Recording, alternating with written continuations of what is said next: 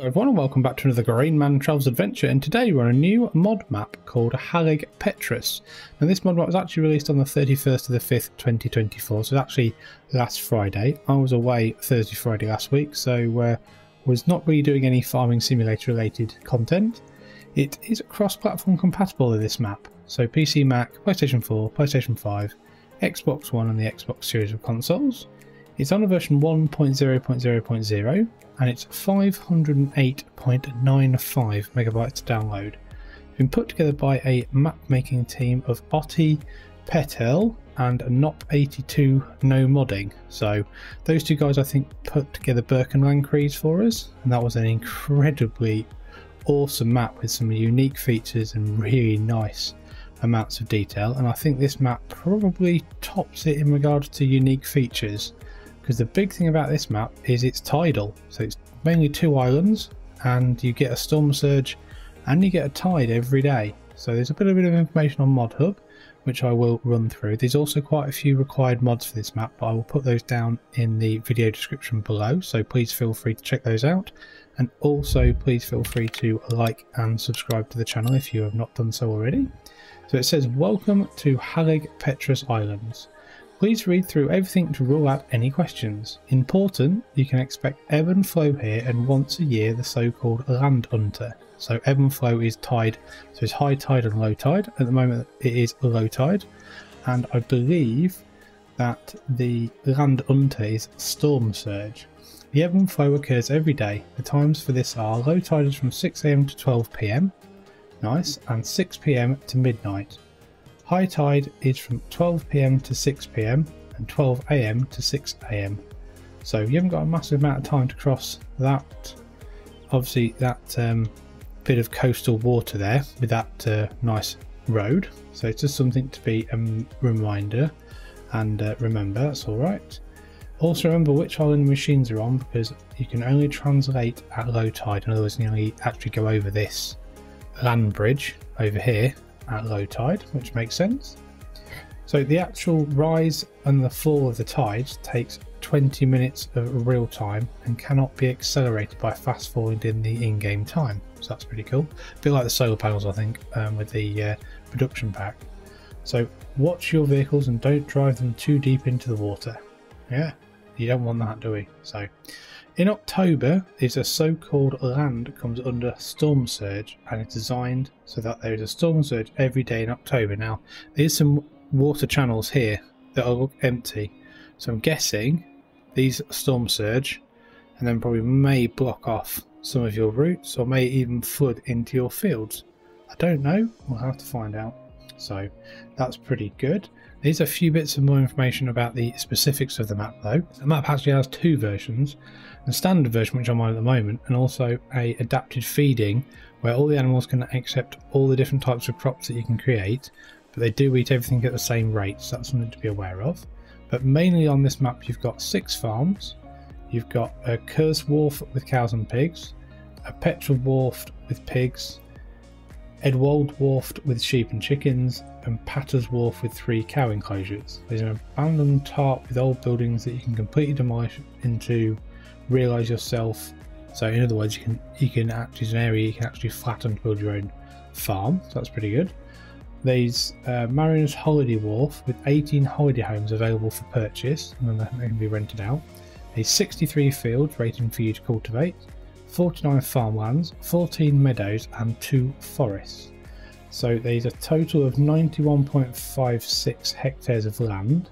Arable is 78.27 hectares and meadows are 13.29. So also the sale prices for pigs and cows has been increased to make it a little bit more bearable apparently, or probably realistic. So I think what we'll do though, get ourselves firmly back down on the ground, have a quick look at our starting farm and our starting equipment. As you can see, we start with an awful lot of equipment. So we've got 2 Fendt tractors in small, we've got a CLAAS Dominator, very nice, a Rudolph, was that a Welger DK115, 2 of those, header, pottinger plough, cultivator, disc harrow, seeder, Agrimash, yeah, Falcon, planter, sprayer, fertilizer spreader, manure spreader, slurry tank from Farmsys, 2 mowers from KHN, a tedder, a windrower, a small baler, So it's making small bales at the start.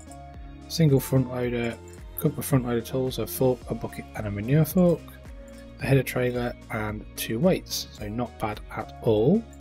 Release items, we don't start with any, and mods and DLCs, obviously you've got the CLAAS Dominator, which has got the Dominator plus the C510 header and trailer, and then for Hallig Petrus we've got the Aquatrans, which I'm not sure what that's changed, because that's, oh, I can take milk, I see. Then you've got this as well, Biocide ABC, pallet with cocoa butter, bread the day before. I'm not quite sure about that one because it costs you 0 and it kind of sells for 0 too. So, but there we go. Right, so farm wise, so nice farmyard here, I must admit. Some nice buildings, got an awful lot of buildings here with nice sheds, different ways of getting in and out. Kind of a bit of a Dutch feel with some of the buildings. Got the CLAAS Dominator in there, got a cow barn here, got a dog as well, which is nice. Another one there for a silo, so that's where our main silo is, and I think that's a chicken shed as well. Yep, I thought it would be, I think I've seen that before. All that opens as well for a small area for your car. That sleep trigger, I'm guessing this will be the wardrobe trigger. Yep, there we go. If we run around here, we'll see we've got a storage point here. Is this a workshop? Don't see a workshop trigger, no, but it looks pretty good. One of these have been converted, one of the trailers has been converted into a flatbed trailer, and the hayloft up there as well. So that's pretty cool. I don't think it actually works though. Manure, some of our other bits of equipment. Got some nice cows to start with. You can constantly hear seagulls in the distance as well, which for a while is okay, but after a while it does get a little bit annoying, I must admit. But yeah, also there's a water point here as well. NPCs walking around, we've got a doggy, so yeah, not bad at all. We've got our starting area, so our main farm is here on farmland 71, which is also encompasses a paddock field here, looks of it. We've got 15, 16, 14 and 13 as well in new farmer mode, so quite a lot there actually, I must admit. Yeah, but not bad at all. So if we have a quick look at our crop calendar, it has been altered. We've got some additional planting in March and April, and also we've got triticale, fieldgrass and rye as well, so they've got a custom calendar as well. It looks like we've got rid of cotton and olives and grapes as well, so that's pretty good. So selling wise, everything seems to sell well, plus you can buy things as well. As you can see, as you go down, you can buy sorghum, canola, oat, barley and wheat. There's a few other custom crops and fruits though, so as you can see we actually start with a little bit of straw and a little bit of diesel as well. If we go down here, see everything seems to sell apart from some of the stuff that we would expect not to sell, so that's good. Triticale and rye do bread from day before, again buy it for 0, sell it for 0, don't really see the point, not really sure. Chocolate milk pallet, strawberry milk pallet, pallet with cocoa butter, play and sports lawns, that's in the UK that would be turf. Box of sweets, which looks like it sells very well at the holiday homes, which is cool. Box of bread does the same, and box of cheese as well. So yeah, interesting. So we do start with a cow barn and a shed with chicken coop and silo. So we actually can find those, because the cow barn is, well, do the chicken coop and silo. So this is the chicken coop and silo here. We start with 21 out of 360. And the cow barn is here. I can find the trigger. I think it's around the other side. Oh no, it's not, it's there. And that's got 10 out of 35. So not too bad at all. Contracts wise, yeah, these what, 40 fields is it? 49 fields and 14 meadows, so there's going to be a bit of work to do on the contracts, which is not bad. Production change, you don't start with any new farm mode, but there's quite a few on the map and these places to put it down, so that's fine. So PDA wise, let's have a look. So if we zoom right out, as you can see, it's 2 islands in the ocean, the sea, with a kind of like a tidal area here, and you can see the road across. So we start on this island at the top. Quite a lot of farms and fields there though, so that's quite nice to see that there's other fields, quite a few fields. And if you want to come across, obviously you've got to remember about high and low tide, and in October you've got some issues with the storm surge. You can also see there's the route for the port for the ships as they come around there. So that kind of makes sense. It's quite a nice little feature on the PDA, I must admit. Zooming a little bit more, that's about all we can do. But I mean, mostly you've got an awful lot of river systems, and a lot of storm surge could happen with those rivers because they're all tidal by the looks of things. So just be careful with that, and in October they might surge and go into your fields, so be careful where you buy your fields. The road system looks pretty basic, pretty useful. It's not too gritty, it's pretty nice. Field shapes and sizes, they're okay, they're not too bad. They've got some nice smaller fields where we start and bigger fields on the second island, so it's not bad at all. So I think what we'll do though, have a quick look at our productions on here. We've got a flour mill there, we've got a farmer sales point, got manure heap in our farm, we've got the petrol tank or diesel tank, debris crusher. That's about it really, isn't it, in that respect on this island. And here we've got fabric and clothing production and the oil mill. That's very nice. We've got the school. That's quite interesting to see, I must admit, you don't see that very often. Right, got a lot here. Workshop dealer, vehicle shop. We have the ear of wheat. Okay, that's an interesting one.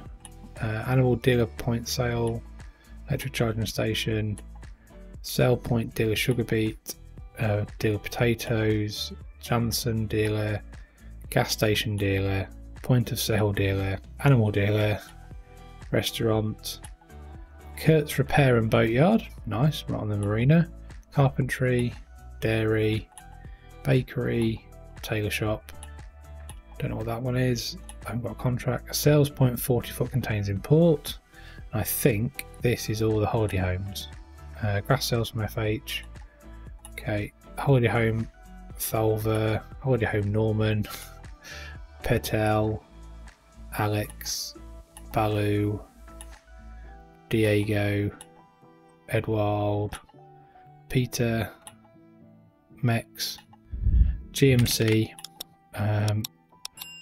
Hollerbiff, Erica, Christoph, Windrose, Steffi, a bit like Stiffy, Michael and Carla, and then organic farm sales point. So yeah, some interesting sales points there. We've done this one, that's the school, yes. So yeah, definitely an interesting way of working. So let's get ourselves in a vehicle.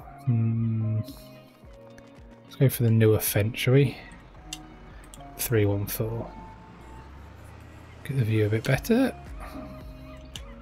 Put the old winky pots on to keep Malk happy. There we go. Right, where do we need to go? I think we need to go over the island, don't we, really, to see where we're going. So we have turned left. So turn left down here to the end, turn left again, follow it to the bridge. Right, okay, let's see how we get on from here. Must admit though, as Birkenland Crease was very detailed, this is also very detailed. Got some really nice levels of detail. Got another farm sheds there, by the way, that I did miss. The fields are not too big, and they've got nice grass margins and bits and bobs as well. So I don't think that's a bad thing at all. I'm not sure if they're custom textures as well, because they look quite nicely done. So if we're going to go left, and we're going to go onto the other island if we can. But it's nice details, like you got the mud coming out of the farm track there for the field. Got field grass on our left here. As you can see in the distance all of the tidal area. So let's see if we can get across. Got the wind turbines in the background, but it does seem like a really nice, unique kind of map with the roads are not massive. There's a few tracks here and there as well. It is pretty flat though, but you kind of would get that with a coastal. Wow, that's quite a drop though down there. So crikey, this is a bit bumpy as well. But obviously this would be very bad when the tide starts coming in, which takes 20 minutes apparently, because then you're going to get some serious problems, aren't we, with getting stuck. So but if we go across to the mainland, I'm going to class this island over here as the mainland and the other one as just an island where we live. But the texturing on all that looks really nicely done. There we are, we've made it. Once again though, it is quite flat over here. Got some productions in the corner. Got some nice sized fields. I'd say small to medium sized farming here. I don't think you need anything huge, but yeah, I don't think there's any cars on here either, which is probably a good thing because these roads are quite tight and you'd probably get in trouble. And as you can see below, we've got these other areas here, which I'm guessing will fill up when the tide rises as well, because I'm guessing they'll be tidal. When it surges, it probably might come over, but we shall have to see when we give it a bit of a play another time. So I think what we'll do then, we'll pull over in a second and have a quick look at our field prices. But like I say, though, it is a very detailed and very nicely put together map, I must admit. So let's pull over here, I think. Let's just go in here. Nice, lots and lots of decoration as well, which obviously makes the map more immersive, which I think is good. So if we go back to here, we want to expand. Let's want to expand like to 48, 28, 34, 12, 16, 66, 95, 76, 201, if that's biggest on this island, 123. So if we want to then come over here, guessing this is probably a, oh no, that's not a farm. 74 probably is. That's 229. I'd say that's probably a farm. 115. And what happens if you buy these? So they're £87,000, give or take each, or maybe more on some of the bigger ones. Anywhere up to 148,000. 106 on that. 217. 379447. That'll be the biggest, I think. 379. Yep, looks like it. So not bad when it comes to field prices though, especially some nice expansion in this area, and then obviously you can then come across here if you're doing contracts, etc. So not bad at all. Definitely a very interesting map with some really nice features. So definitely one to try, I think. So hopefully you've enjoyed the map tour. If you have, remember to give it a like, subscribe to the Grainman channel, and I hope to see you again soon. Many thanks for watching.